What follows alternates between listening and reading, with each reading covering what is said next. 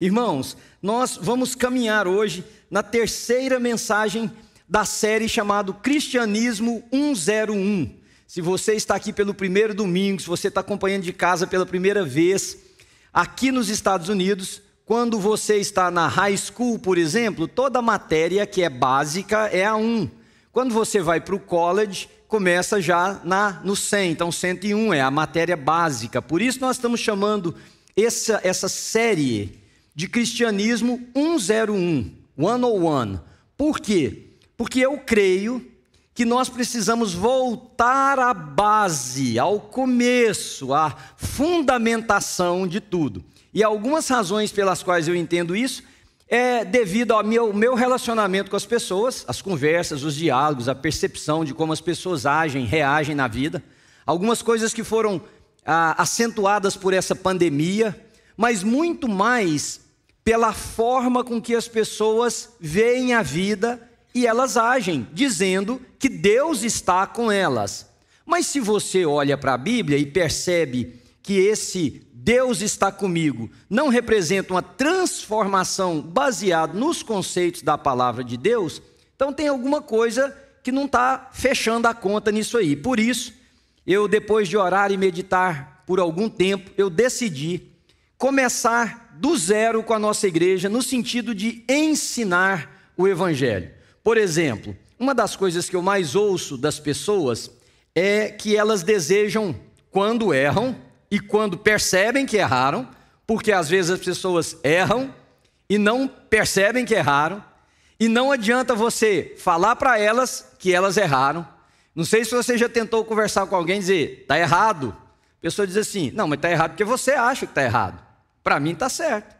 Aliás, às vezes a pessoa não diz assim, mas hoje, uma das maiores dificuldades de qualquer pessoa que tenta travar um diálogo com alguém é a questão da relativização.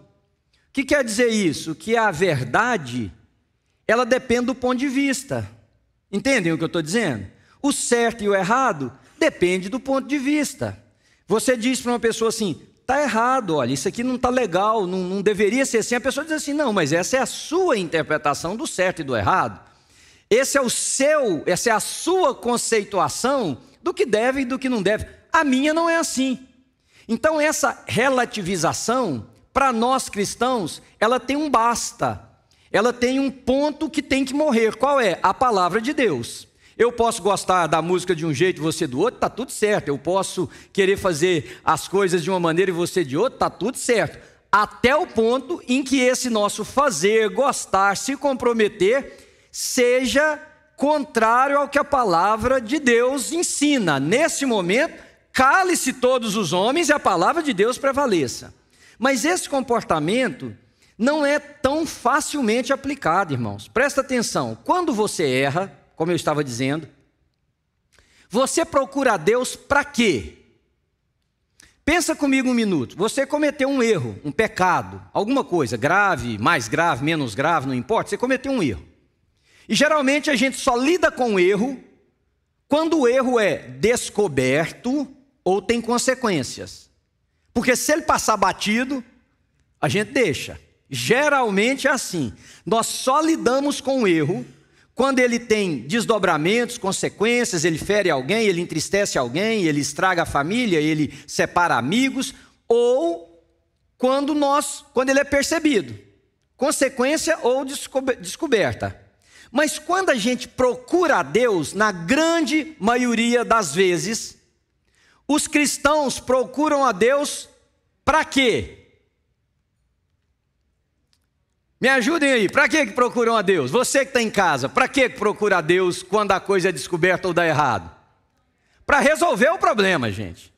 Senhor, achei que ia dar certo, não deu. Fui descoberto, me pegaram, ou teve uma consequência, esse negócio aqui está gerando inimizades, está gerando atritos. Será que o senhor pode vir e colocar água benta nesse negócio aqui? Será que o senhor pode vir e resolver essa situação? Só que prestem atenção comigo um minutinho para a gente fundamentar o que eu vou falar aqui hoje. Deus vem, vamos supor, e corrige o problema.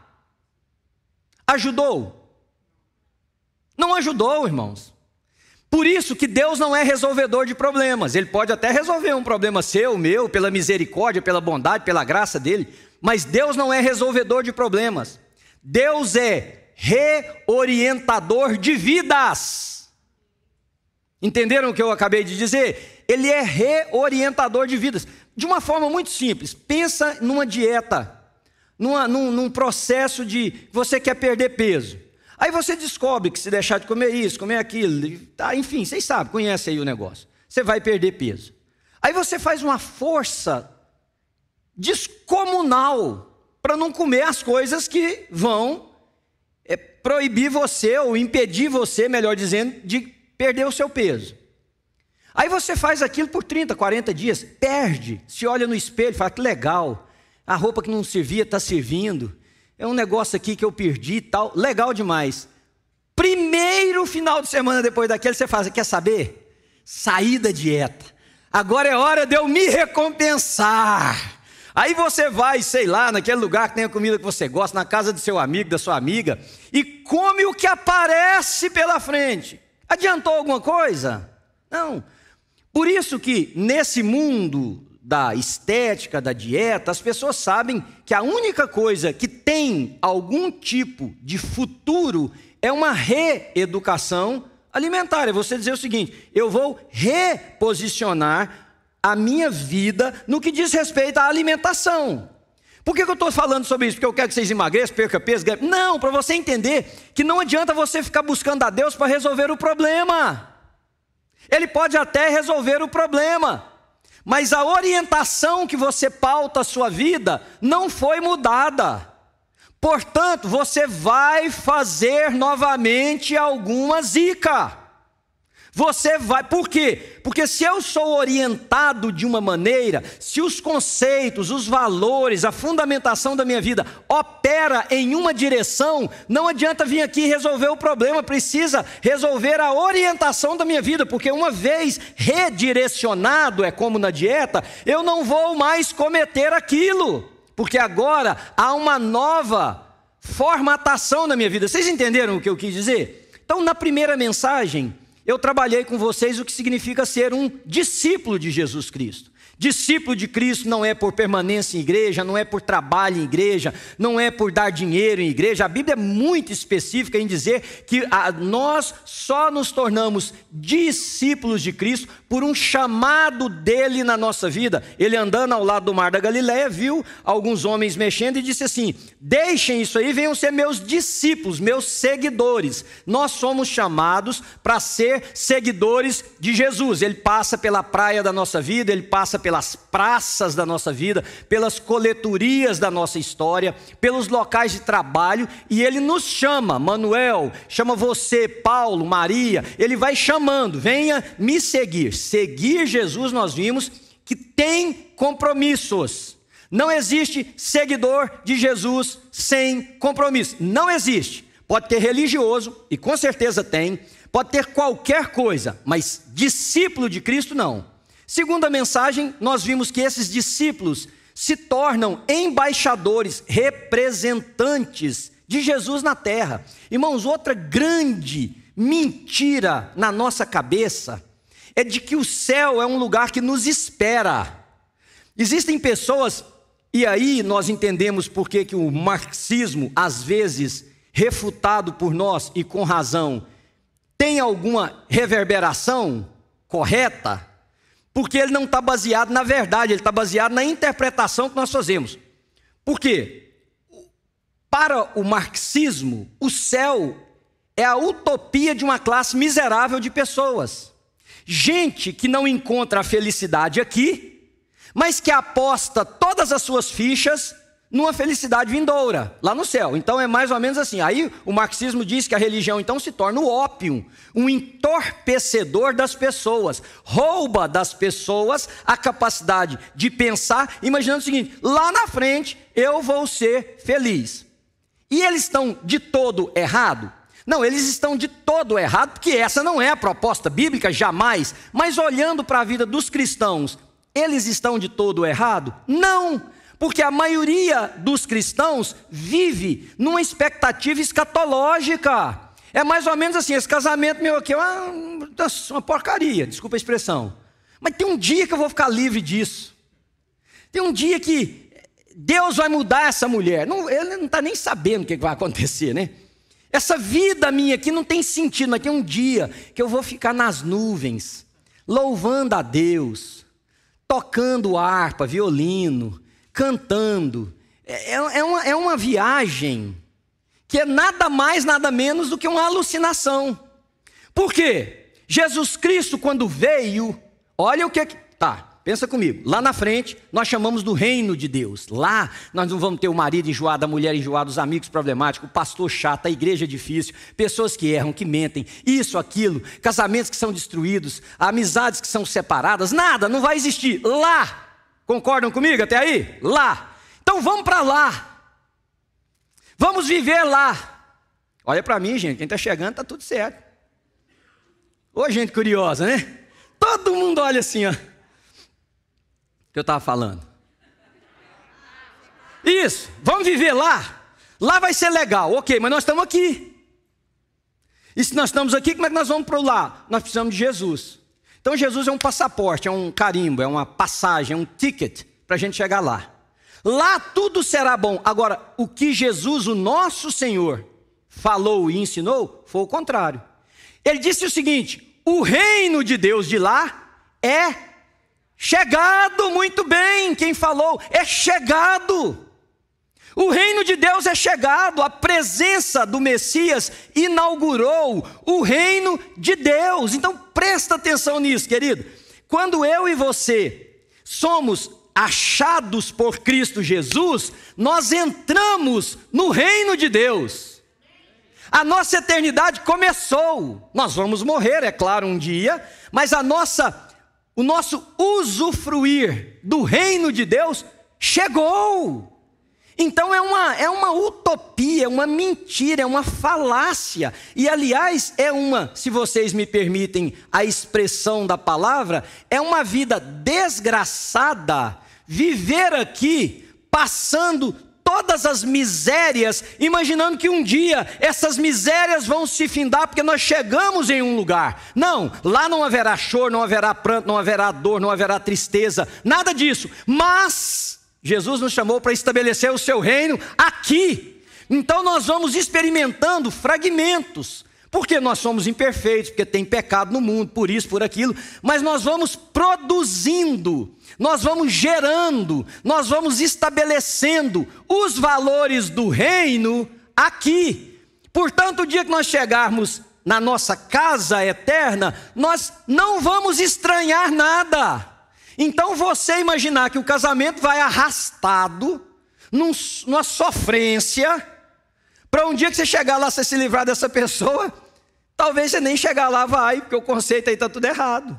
Então o Filho de Deus, o embaixador, que representa, que tem missão, que não mora permanentemente em um país, lembra de tudo que eu falei? Que tem autoridade representativa, ele vive aqui com todas as lutas, com os dissabores, com os reveses da vida, mas o reino foi implantado nele. E aí o que acontece? O que mudou? A correção de problemas? Não, a orientação da mente e do coração. Então essa pessoa pensa não somente segundo os seus desejos.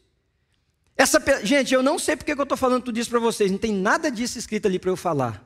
E eu não vou conseguir repetir isso aqui no segundo culto, tenho certeza. Então tem alguém aqui ou em casa agora que precisa ouvir exatamente o que eu estou falando. A introdução da minha mensagem era diferente. Eu vou tentar chegar nela. Presta bem atenção no que Deus está falando com você. A orientação da mente e do coração muda.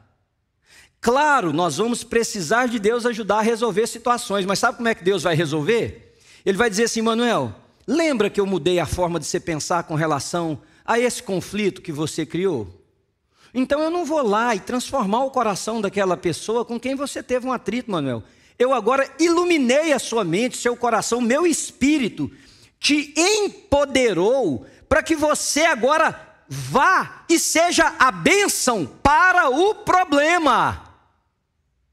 Então, Manuel, eu não vou resolver o problema do seu casamento, mudando a sua esposa, que a gente sempre pensa que é o outro, né? Mudando a sua esposa. Não. O que eu fiz é o seguinte, eu reorientei você, Manuel, para você perceber o que é amor, para você entender o que é entrega, para você poder viver um relacionamento onde a sua maior dedicação seja no bem do outro, ao invés de ser o seu próprio, Manuel.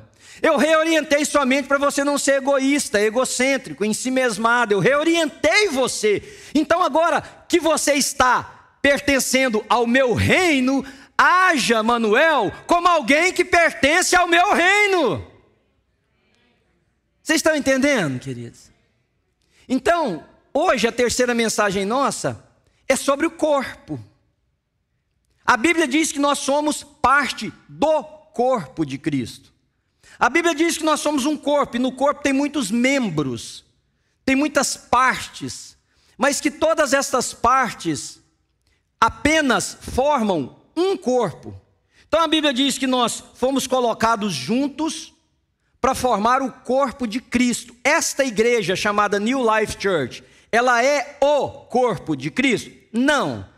Ela é conjuntamente uma parte do corpo de Cristo, como são as outras igrejas verdadeiramente cristãs, os irmãos, homens e mulheres, que foram salvos, alcançados por Jesus, redimidos pelo sangue de Jesus, parte do corpo. Todas estas partes juntas formam aquilo que a gente chama da igreja de Cristo. Igreja com I maiúsculo. Porque nós somos igreja com I minúsculo, nós somos uma parte. Mas existe uma igreja. E esta igreja não é necessariamente a composição de todas as igrejas existentes na face da terra colocadas juntas. Não. Nesta igreja que nós chamamos de visível, eu e você, existem muitas pessoas sentadas nos bancos que não pertencem à igreja com I maiúsculo. Estão conseguindo me acompanhar?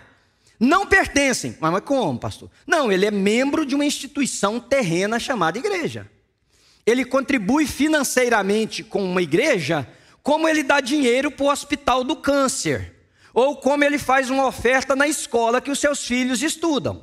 Tem diferença nenhuma. Ele entende que a escola é boa, é importante, então ele dá um dinheiro lá para ajudar. Ele entende que pesquisas contra o câncer é importante, tem um hospital desenvolvendo um bom trabalho, ele vai lá e dá um dinheiro. Nada mais de diferença. Ele serve. Não, mas ele não serve na igreja diferente do que ele serve naquele lugar que serve sopa nas noites de inverno para quem está com fome e com frio. Ele é apenas uma pessoa que consegue se compadecer da dor do próximo e vai lá à noite, uma vez por semana, faz um sacrifício, vai lá e serve a sopa para quem está precisando. Não tem nada a ver com isso. Igreja visível. Tem muita gente que não é de Jesus. E não sou eu que digo isso, a Bíblia fala de diversas maneiras. Joio e trigo vão crescer juntos. Você olha assim e fala assim, é tudo trigo. Mas aí Jesus diz, não. O joio e o trigo se parecem muito.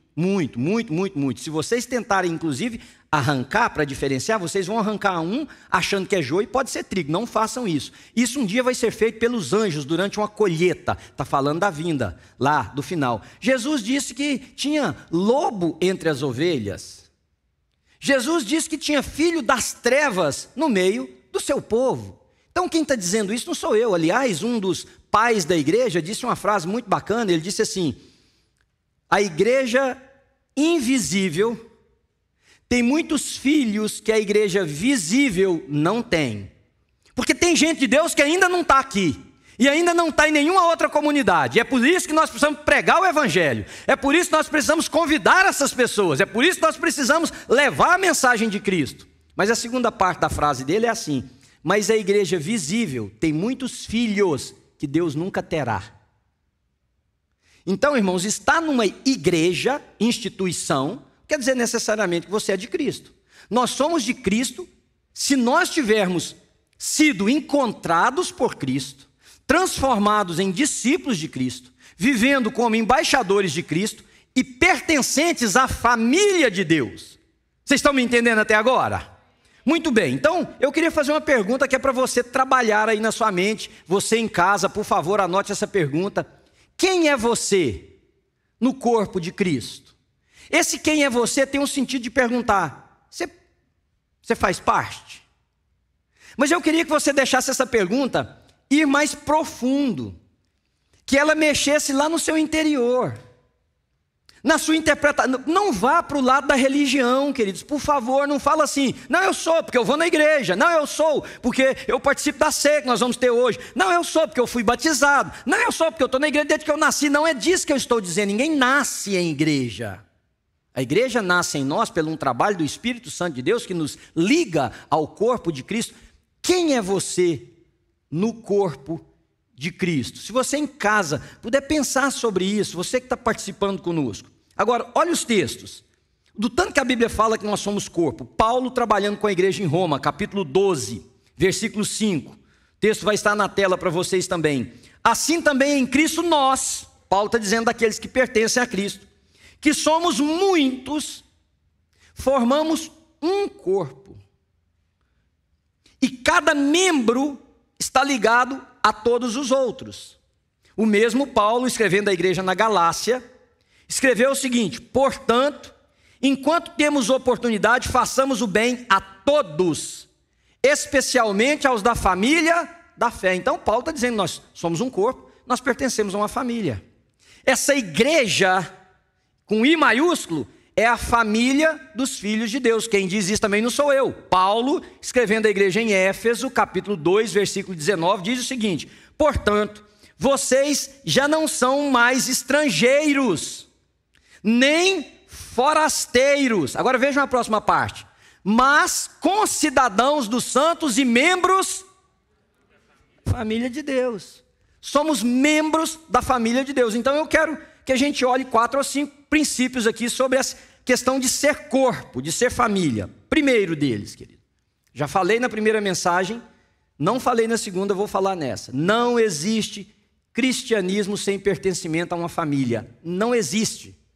Não existe cristianismo Lone Ranger, sozinho. Eu sou minha igreja.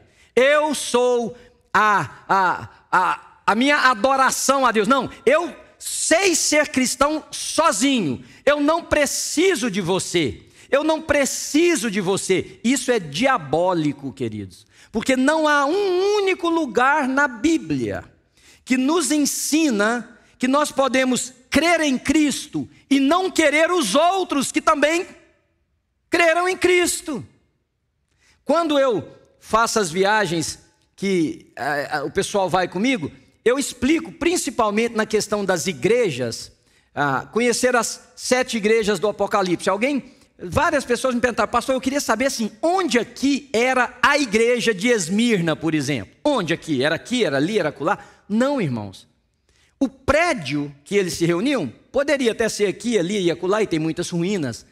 Mas nos escritos antigos, quando se falava a igreja em Esmirna, não estava se referindo ali àquele lugarzinho. Era a composição dos filhos de Deus naquele lugar. Então é como se dissesse assim: a igreja em Framingham, qual é? É a New Life? É a igreja batista? É a Assembleia de Deus acolá? É a outra dali? Não, é o conjunto dos filhos de Deus na cidade de Framingham, que alguns se reúnem aqui, os outros se reúnem ali, os outros se reúnem acolá. Não existe cristianismo sem pertencimento à família de Deus. Mateus capítulo 27 diz assim: o Senhor Jesus respondeu: ame o Senhor teu Deus de todo o teu coração, de toda a tua alma, força, entendimento. Minha versão vai ficar diferente um pouquinho ali para vocês entenderem. Esse é o primeiro e maior mandamento. Mas o segundo, semelhante a esse, qual é? Ame o teu próximo como a ti mesmo. Então a vida em comunidade, a vida em família. E olha, irmãos, se você disser: pastor, você não sabe tanto que igreja tem problema. Olha, eu sou pastor. Então tudo que você falar de igreja, eu aperto a sua mão e falo: você está certo. Tem gente má, tem gente má. Tem gente que, sei lá, a vida é para separar os outros. Tem isso aí também. Tem gente cuja índole não é boa. Tem também. Tem gente que mente. Tem gente que não é sincero. Tem. Então vamos partir de um pressuposto: nós sabemos nossos podres. Mas eu vou dizer o seguinte: tem filho de Deus, tem filho da luz, tem gente que ama a verdade, tem gente que quer crescer, tem gente que quer caminhar com Jesus, tem gente que não quer viver uma mentira. Então, assim como tem e tem, eu vou te dizer que também tem e tem. Agora, isso não dá a mim e a você o direito de, porque tem, dizer eu também não quero o resto. É pecado, irmãos, é pecado você se abster da comunhão com seus irmãos, porque são eles que vão habitar o reino lá da frente que você quer junto com você. É pecado você não ajudar a paz na sua família, chamada igreja. É pecado. É pecado, irmão, você não acrescentar à comunhão dos seus irmãos. Não é outra coisa, é pecado e você precisa tratar como tal. É pecado eu não dar a minha contribuição. É pecado você não dar a sua contribuição. E não dê desculpas. É pecado. É pecado você dizer eu vou ficar do lado, porque na verdade eu gosto daqui. Mas que povinho que juntou aqui. O povinho é o povinho do seu Deus. Então um dia quando você chegar lá no céu, se é que você vai chegar, você diga para ele assim: o senhor é muito ruim de gosto, hein? Que aquilo não podia ter escolhido melhor, não? Talvez Deus vai falar, é verdade, inclusive você está aqui na porta, né? Irmãos, nós não podemos, é pecado você não servir os seus irmãos, é pecado. É pecado a igreja ser um prédio que você frequenta no domingo, é pecado.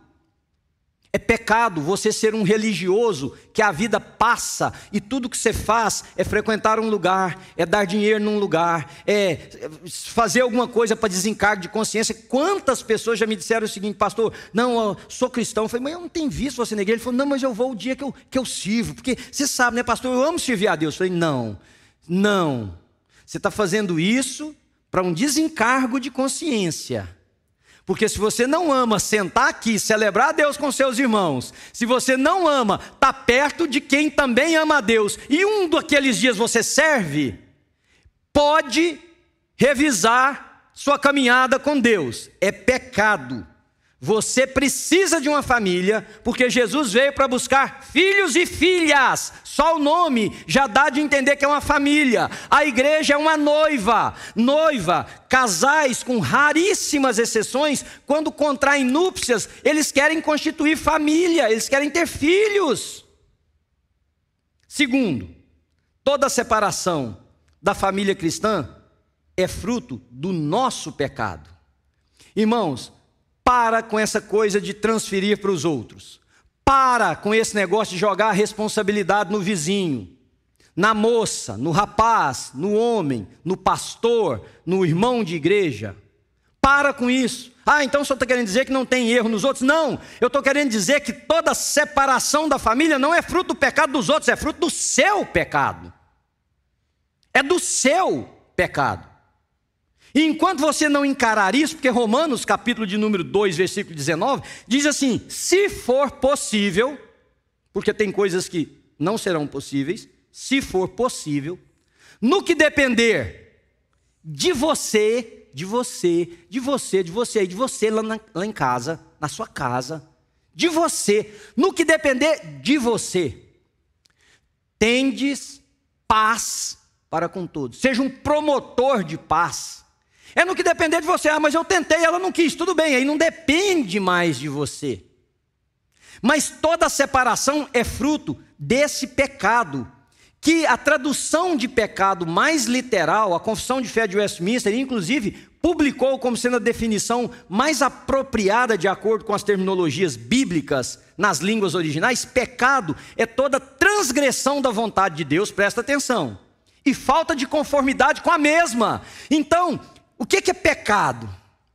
Pecado é que você ontem bebeu um pouquinho a mais do que o que você podia ter bebido? Não, isso pode se constituir um escândalo, isso pode se constituir uma fragilidade muito grande da sua vida, e pode se constituir até mesmo uma desgraça. Você pode bater o seu carro, você pode fazer uma coisa, enfim. Mas quando a gente pensa em pecados, em categorias, e eu não estou dizendo para nenhum de vocês beber nada a mais, vocês estão me entendendo? Porque tem muita gente doida no ambiente. É exemplo que eu tenho que usar algum. Podia ter usado outro, né, Manuel? Mas tem que usar um. Esse aqui. Até perdi o que eu ia falar.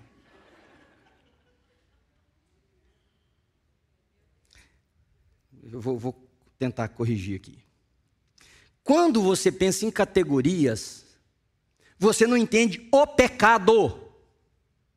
Porque existem pecados e existe pecado. Porque o meu tempo é pequeno e eu não posso entrar numa área que eu não tenho tempo suficiente para explicar. Pecados são as coisas que nós rotulamos como erros. Aqui no caso que eu citei, a bebida. Você poderia usar a sexualidade tomada de forma errada, você poderia dizer o uso de poder tomado de forma errada, você poderia usar qualquer outra coisa. Isso são pecados. Mas estes pecados, eles são oriundos de um pecado.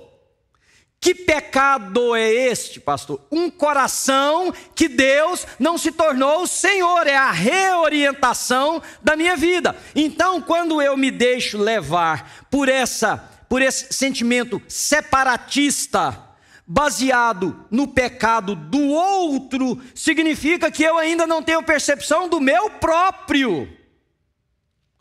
Irmão, qualquer cristão autêntico, qualquer, e eu falo isso para vocês com temor e tremor diante de Deus, ele teria que pensar 1000 vezes antes de se aproveitar da fragilidade de alguém.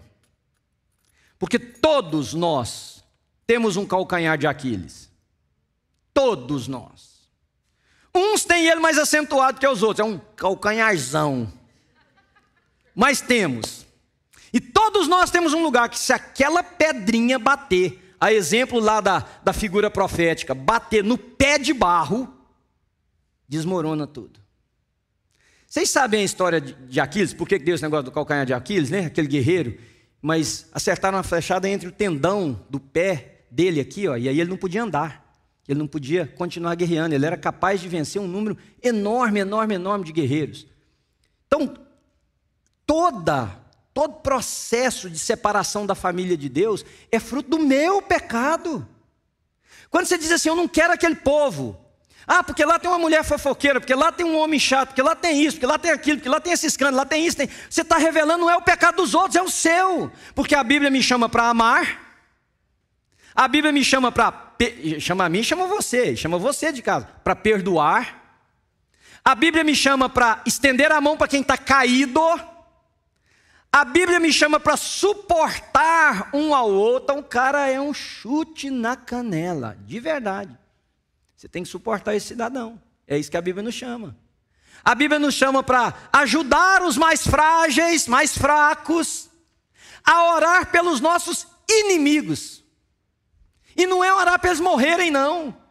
Para um raio cair na cabeça deles. Sei lá, para um cara embriagado errar o rumo do carro e vir em cima deles. Não, é orar para eles terem sucesso, é orar para eles terem paz, é orar para eles terem o bem, é orar para que Deus os alcance. Já imaginou coisa difícil, irmão? A pessoa fez o mal para você, você sabe que fez. Você sabe que fez, você tem que dobrar o joelho. E, olha, tem que ser de Jesus para fazer isso. Dobrar o joelho e falar, Deus, põe a mão sobre aquela família, põe a mão sobre aquele homem, põe a mão sobre aquela mulher, abençoa ele, Senhor. Vocês estão entendendo, né? Terceiro ensinamento que prejudica a família: inveja. Irmãos, inveja é pecado, não é outra coisa, é pecado. Olha o que Paulo escreveu, irmãos, assim, Romanos 12, 5. Assim também em Cristo, nós que somos muitos, formamos um corpo. Você é inteligente, deixa a palavra de Deus entrando aí na sua cabeça agora para você entender o que Paulo está falando. Formamos um corpo, e cada membro está ligado a todos os outros. Olha como que Paulo trabalha isso de uma questão muito simples. Deixa eu ilustrar para você. Você já ouviu alguém dizendo assim, nossa, que dedão maravilhoso que você tem? Aliás, está todo mundo que está de sandália olhando para os dedão, né? Que orelha linda que Deus te deu. Nunca vi uma orelha dessa. Aliás, tem a orelha de abano, não sei o quê, né? Já ouviram? Joelho maravilhoso esse seu. Não, mas o pessoal olha e fala, nossa, mas que olho, hein? Parece que Deus pintou esse aí, separado. Que cabelo maravilhoso que você tem. Nossa. Não tem umas pessoas que você olha assim, parece que o olho dela é desse tamanho, o dele é desse tamanho, tão bonito que é. Destaca a cor. Aí a orelha, cheia de inveja. Ah, tá. Então você gosta do olho. Aí aquela orelha, desgraçadamente invejosa, se fecha. Aí o dedão se encolhe. Aí o joelho enrijece. E o que acontece? O corpo sofre. Irmãos, eu vou ter que fazer uma cirurgia nesse dedo, no meu dedo indicador. Até fui ao médico para ver, meu dedo está, de forma bem simples, ele está travando. Aí eu fui no médico, ele falou, não, tem que operar, a gente opera, espera passar a pandemia, você não vai ter problema com isso até lá. Eu falei, doutor, por que deu esse troço? Ele falou assim, você não vai gostar da minha resposta. Você está envelhecendo. Pensa num cara que não tem crise com idade. Sou eu, não tenho a menor crise. Ele falou, alguns envelhecem, enrijecem uma coisa, outra, uns perdem daqui, os outros perdem de lá. O seu, a cartilagem da sua mão endureceu, eu vou ter que abrir, tirar e repor com a outra coisa. Beleza, tudo certo. Irmãos, eu nunca tinha reparado que eu tinha um dedo indicador, a não ser para apontar para os outros e brigar. Agora, de repente, eu estou me pegando fazendo coisa assim, ó, apontando assim, ó, porque ele não dobra, e se ele dobrar, ele não volta, eu tenho que voltar ele, dói demais para voltar. Eu me vejo na academia sem poder fazer alguns exercícios, porque eu não posso fechar esse dedo. Olha a falta que esse dedo está me fazendo. Vocês estão entendendo o que eu estou dizendo? Às vezes eu vou abrir alguma coisa com essa mão, eu não consigo mais abrir com o dedo indicador e o polegar, porque eu perdi a força nesse dedo, nessa parte da mão. Então veja bem, inveja. Você queria ser olho azul, você é a orelha de abano. Entendeu? Precisa de legenda para você? Aí você fica com inveja do olho azul e não abana as orelhas.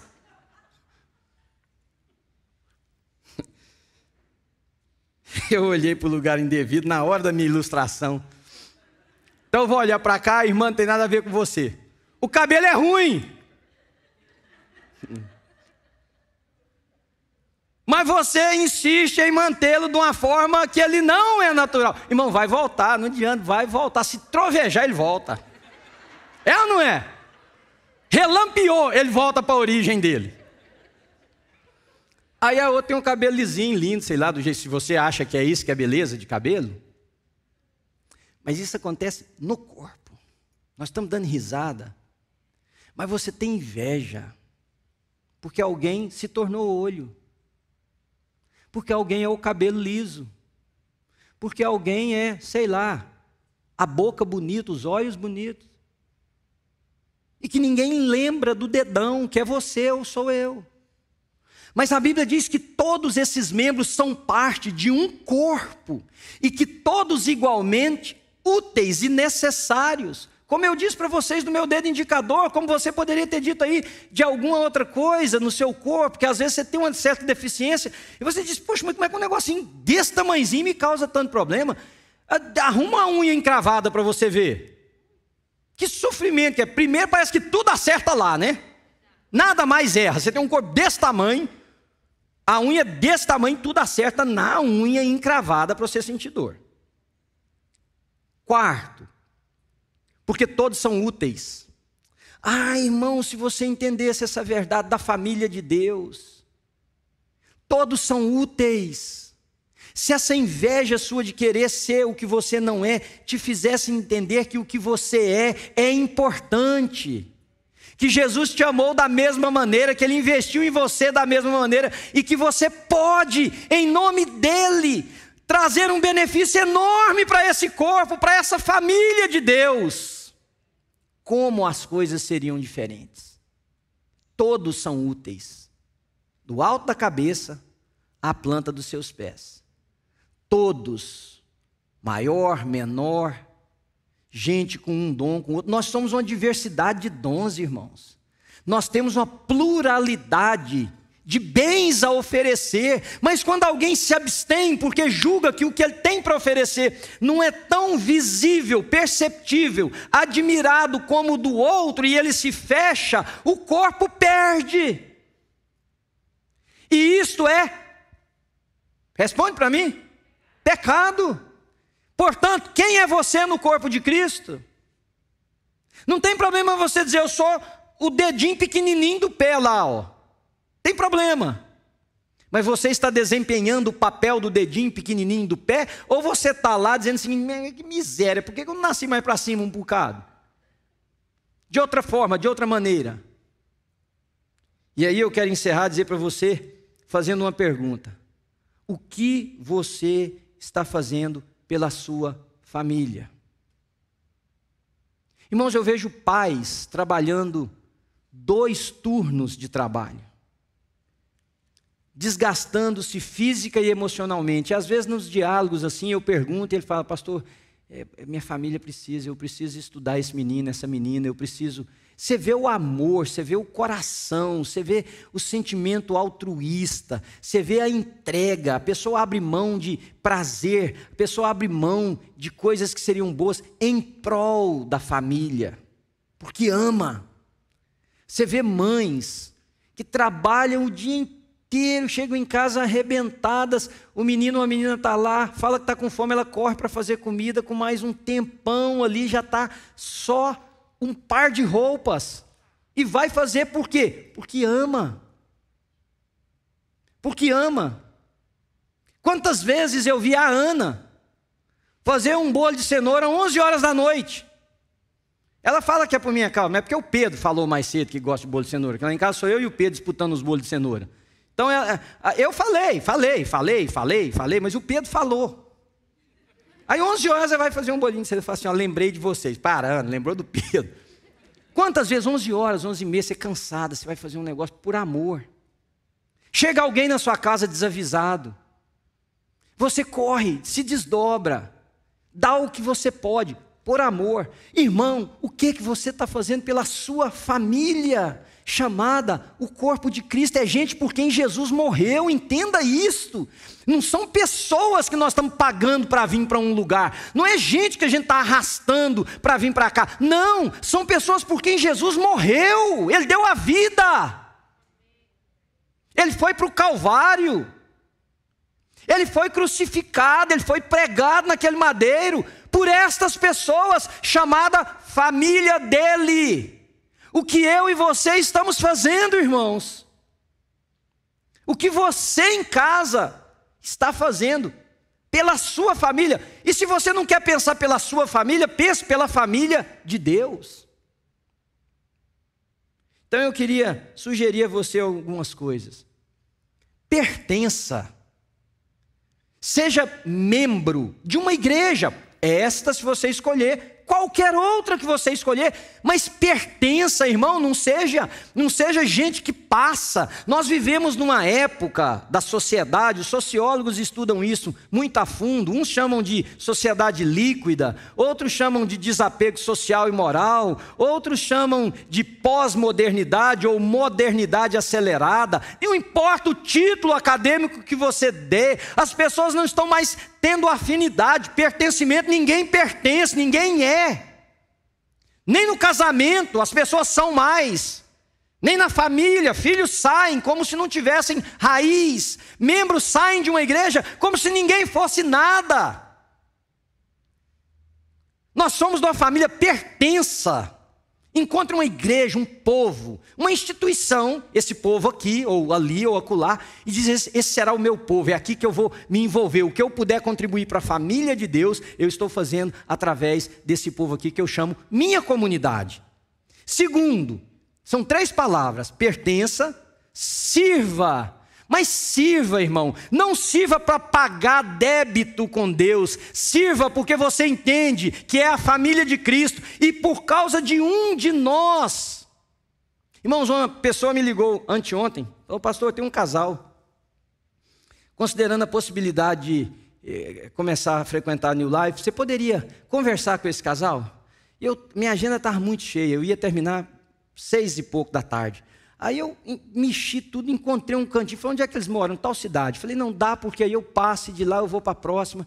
Enfim, corri lá para sentar com o casal para responder perguntas. Nada de errado, está tudo certo. Eles querem conhecer algo que eles não sabem, quer perguntar. Agora imagina se eu dissesse, não vou. Aí você pode dizer, mas você é pastor, sua obrigação é fazer isso mesmo. Tá, tira a minha obrigação na sua cabeça do ICIDA aí. Eu poderia dizer, minha agenda está cheia. E estava? Eu não estou mentindo? Eu não estou deixando de fazer para poder ficar deitado, dormindo, de perna para cima? Quisera eu? Irmãos, a gente faz porque ama em primeiro lugar. Porque de um diálogo desse pode resultar numa pessoa se aproximar de Jesus Cristo. Então você precisa pertencer e você precisa servir a Deus servindo pessoas de qualquer maneira. Terceiro, faça parte da família que você pode crescer. Eu chamei isso de ajudar. Irmãos, ninguém cresce em um pequeno grupo. Pode olhar aqui para mim nos olhos que eu te digo isso. Olha, eu já escrevi manual de pequenos grupos para denominações. Eu já fui instrutor de pequenos grupos com outros professores. Essa igreja nasceu em pequenos grupos. E eu sei te dizer, se você ficar ofendido comigo, não tem problema. Me olha nos olhos. Faz de conta que a gente está numa mesa e eu estou te olhando nos olhos. Não existe cristianismo sem um pequeno grupo. Não existe. Não existe. Existe religião. Porque nessa igreja, que agora na pandemia nós não podemos julgar, mas antes um pouquinho ela era relativamente grande, você poderia entrar e sair dessa igreja 2 anos sem ninguém nem te conhecer. Agora, você vai para um pequeno grupo, em 1 mês, você é parte de uma família. Família de Deus. Pessoas te conhecem, sabem seus defeitos, sabem seus erros, sabem suas virtudes, sabem quando as coisas não estão bem, sabe quando você está chorando, quando está sofrendo, quando alguém de sua família está doente. Me ouça, procure um pequeno grupo. Não é para dizer que a New Life tem 70, 100, 200, 50, 30 pequenos grupos. Não é, irmãos. É porque isso aqui pode se transformar em algo tão religioso que você nem sequer seja transformado. Vocês vão esquecer tudo isso aqui que eu preguei daqui 72 horas. Vocês vão lembrar fragmentos, ou se inscreveram, né? Mas você vai chegar no seu pequeno grupo e alguém vai virar para você e falar assim, escuta, aquele negócio que o pastor falou de o que você está fazendo pela família de Deus? O que você está fazendo? Aí a pessoa encolhe, fica num caramujo, não quer falar. Não, mas escuta, é com você, porque a mensagem, nós estamos aqui para... É com você, o que você está fazendo? Ah, quando eu era criança, quando eu era adolescente, ó, fui da UPA, fui não sei do quê. Não, o que você está fazendo agora? Irmãos, vá para um pequeno grupo, me ouça como seu pastor, procure um pequeno grupo. Porque nós somos da família, e somos da família de Deus.